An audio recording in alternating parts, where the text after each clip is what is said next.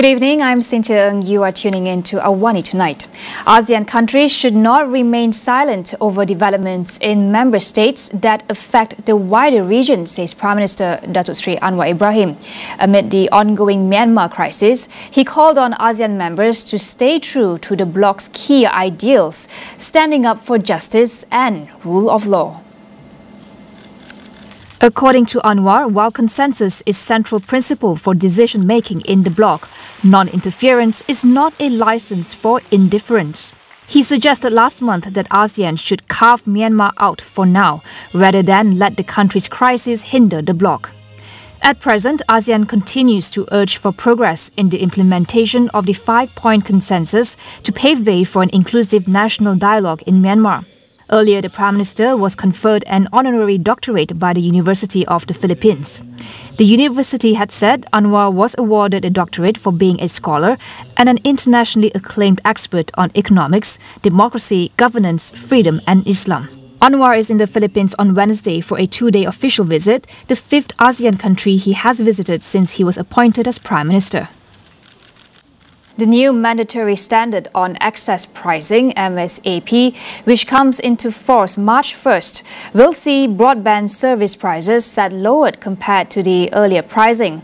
Citing wholesale prices for broadband services as an example, Communications and Digital Minister Fahmi Fadzil says that high-speed broadband of 100 megabits per second is now 254 ringgit and 64 cents per month, compared to the previous price of 515 ringgit per month.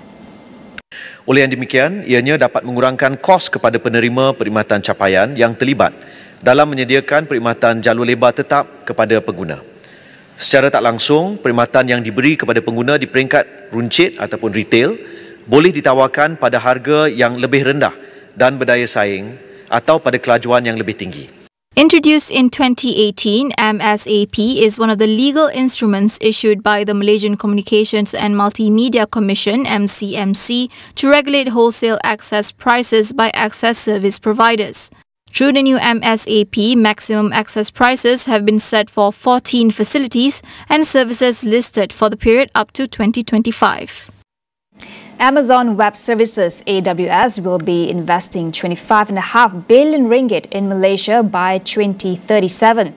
International Trade and Industry Minister Datuk Sri Tengku Zafrul Abdul Aziz said that as part of the investment, it will be launching an infrastructure region in the country to help accelerate digital adoption among the business community. Ini adalah amat positif buat negara kita kerana spillovernya pun besar, ya, bukan saja dari segi teknologi tetapi juga dari segi getting our companies to be more involved in the digital economy lah, terutamanya SME kita.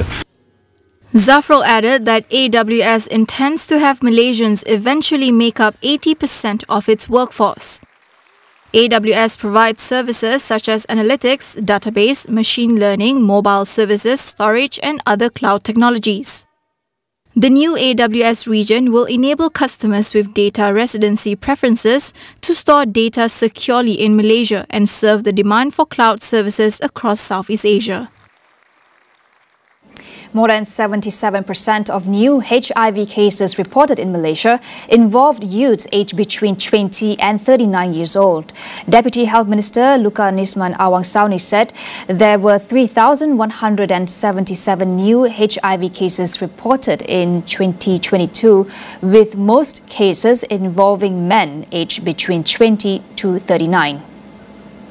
Lebih 3/4 bersamaan 77% kes baru yang dilaporkan setiap tahun terdiri daripada golongan muda berumur di antara 20 hingga 39 tahun dan lebih 90% adalah kaum lelaki. Ini juga menunjukkan bahawa pendedahan kepada jangkitan HIV telah bermula dari bangku persekolahan lagi. Hampir kesemua 97% adalah dijangkiti melalui hubungan seksual. Luka Nisman said the pre-exposure prophylaxis or PrEP medicine could reduce HIV infections among Malaysians as it can successfully prevent HIV infections through sex with a 99% rate. According to the Deputy Minister, PrEP medicine in private clinics and pharmacies is currently priced between 90 ringgit to 120 ringgit for a bottle. The government does not rule out the possibility of allowing the establishment of political party branches on campus. Higher Education Minister Datuk Sri Khalid Nordin said that although there were no plans to abolish the University Colleges Act 1971 (AUKU), existing weaknesses will be addressed. Kita telah lakukan pelbagai pindaan kepada AUKU yang melibatkan soal kegiatan pelajar, kepada soal urus tadbir universiti dan sebagainya. Dan memang kita memberi kebebasan kepada pelajar-pelajar untuk menyertai mana-mana parti politik sama ada di dalam ataupun di luar kampus, termasuklah pelajar itu untuk menawarkan diri bertanding dalam pilihan raya. Jadi semua perkara-perkara itu memang telah pun dilonggarkan dan kemungkinannya termasuk perkara-perkara yang dicadangkan. In an effort to remain relevant, Parti Pejuang Tanah Air Pejuang has applied to join Perikatan Nasional as a component party. Party President Datuk Sri Mukhris Mahathir said he had sent a letter to PN Chairman Tan Sri Muhyiddin Yassin yesterday. In a statement on Thursday, Mukhris said he also wrote to PAS and Gerakan Presidents Tan Sri Abdul Hadi Awang and Dominic Lau about the matter. He added that the decision was made 2 days ago following Pejuang's Executive Council meeting. Early in February, former Pejuang Chairman Tun Dr. Mahathir Mohamad and 12 others quit the party after the party announced to leave the Gerakan Tanah Air GTA coalition in January. Tun Mahathir formed the coalition late last year, prior to the 15th general election. He also founded Pejuang in 2020 after quitting Parti Pribumi Bersatu Malaysia, a party that he founded earlier as well. We will go for a quick break. Stay tuned for more.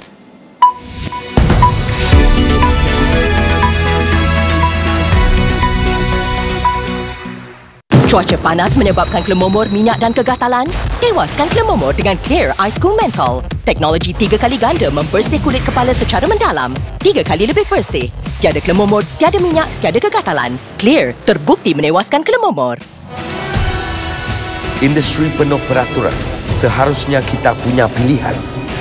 Impian kita tak terbatas kerana kita ada pilihan tanpa had. Bergerak dengan lekas dengan pilihan pantas. Tetapkan pilihanmu, bikin sampai jadi caramu dengan Hotlink hari ini. Mara mencipta arus di rangkaian menyeluruh untuk Malaysia. Inilah caraku, cara kita. Sampai jadi.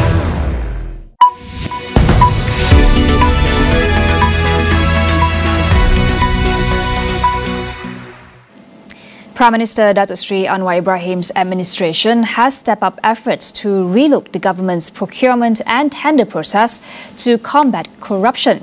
Chandra Nair, founder of Global Institute for Tomorrow, commends Anwar's ongoing efforts, but says that more can be done, such as the setting up of a central tender board.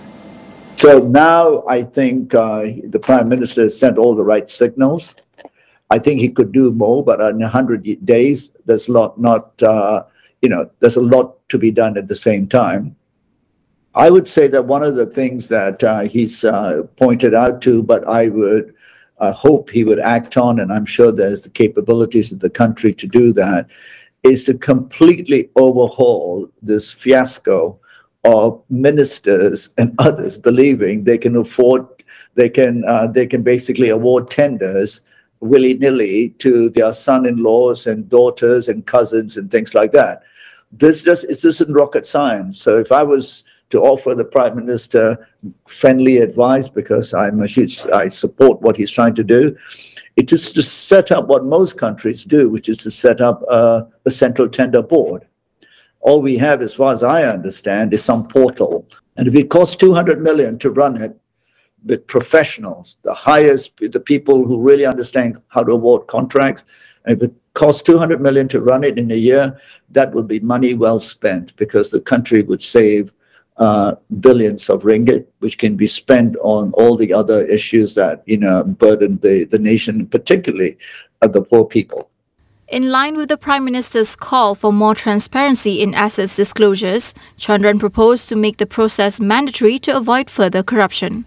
The government needs to make it very clear, because public sentiment is important to help support the government as it takes on these measures. And there'll be many battles to be fought.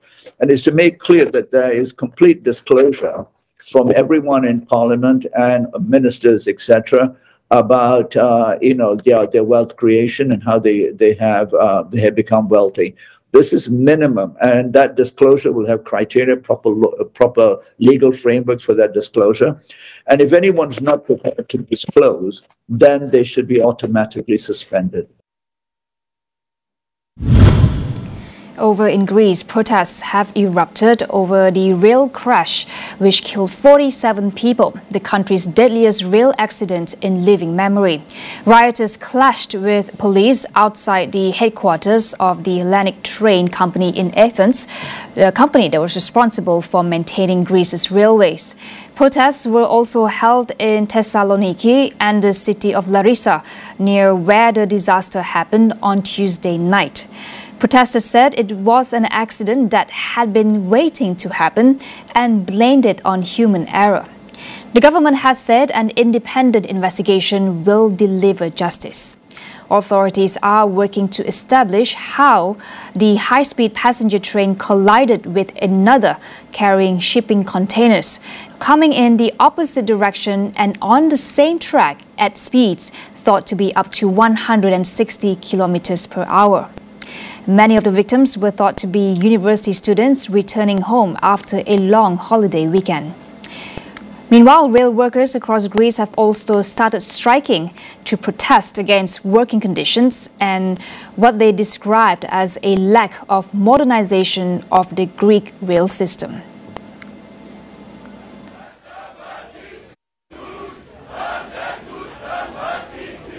Vietnam has elected Vu Van Thuong as the country's new president. The reshuffle of the top leadership comes amid a sweeping anti-corruption campaign. 52-year-old Thuong was sworn into office until 2026, following his nomination by the ruling Communist Party on Wednesday. He was elected with 98.38% of votes. Thuong's election follows the sudden resignation of predecessor Nguyen Xuan Phuc in January, who the party blamed for violations and wrongdoings by officials under his administration. Thuong is the youngest member of the Politburo and holds the post secretary of the party's Central Committee, one of the highest-ranking positions in the country. In his first speech to Parliament as new president, he vowed to resolutely continue the fight against corruption. Vietnam currently faces a period of political upheaval, where the all-powerful Communist Party's anti-graft purge have seen several ministers fired. The anti-graft campaign has been criticized by many for paralyzing many routine transactions in Vietnam, as officials fear being entangled in the crackdown. Elon Musk's rocket company, SpaceX, launched 4 astronauts to the International Space Station for NASA. The flight includes a Russian cosmonaut and United Arab Emirates astronaut, as well as 2 NASA crewmates. SpaceX has now successfully launched people into the space 9 times, including 2 launches that carried private citizens. The Falcon rocket bolted from Kennedy Space Center in Florida shortly after midnight, illuminating the night sky. Just last Monday, the first attempt of the launch was called off at the last minute because of a clogged filter in the engine ignition system. But NASA said the problem was fixed by replacing it and purging the system. The trip to the International Space Station, a laboratory orbiting some 420 kilometers above Earth, was expected to take nearly 25 hours. This kicks off a 6-month science mission in microgravity, replacing US, Russian, Japanese crew that had been up there since October. That wraps up AWANI Tonight. I'm Cynthia Ng. Thank you for watching.